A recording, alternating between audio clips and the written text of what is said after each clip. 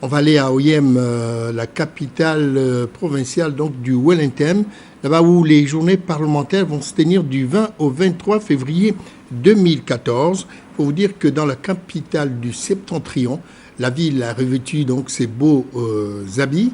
Et puis, en dehors de tout cela, donc, les honorables députés ont saisi cette opportunité pour visiter un certain nombre d'établissements secondaires.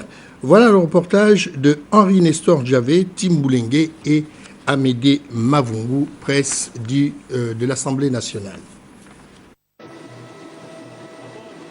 C'est à bord d'un vol spécial que le Premier ministre, chef du gouvernement, a foulé cette fin de matinée l'aéroport Ewol Mokok d'Oyem, où il a été accueilli par les autorités politico-administratives de la province du Wellington, en tête desquelles le gouverneur et les Irak du Parti démocratique gabonais.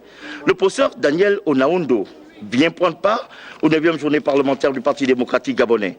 Le Premier ministre, chef du gouvernement, qui, outre l'ouverture des travaux, animera une conférence débat ce vendredi 21 février 2014 à la maison du parti en matinée sur la thématique le Wellington et l'intégration sous-régionale.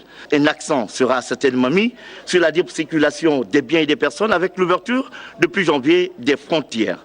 De par son positionnement géostratégique au sein de la CEMAC et de par son statut de leader de l'économie hors pétrole, la province du Wellington a eu le mérite de lancer en décembre 2010 un forum économique qui a permis de mettre en place des politiques localement dédiées aux fins de répondre efficacement aux problèmes économiques locaux.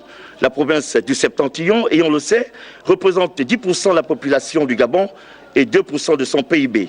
À travers sa conférence débat, le professeur Daniel Onaondo déclinera certainement des pistes de solutions, notamment dans l'activité agricole et pastorale, en déclin, il faut le dire, et face aux pays limitrophes, afin que la province retrouve véritablement ses lettres de noblesse en la matière, pour in fine, et disons-le clairement, avoir une diversité de son économie. Autre conférence qui sera débattue samedi en matinée, celle animée par le nouveau ministre de l'Intérieur, Guy Bertrand Mapangou, sur la thématique « Comment l'émergence peut-elle contribuer à rendre efficacement la décentralisation ?»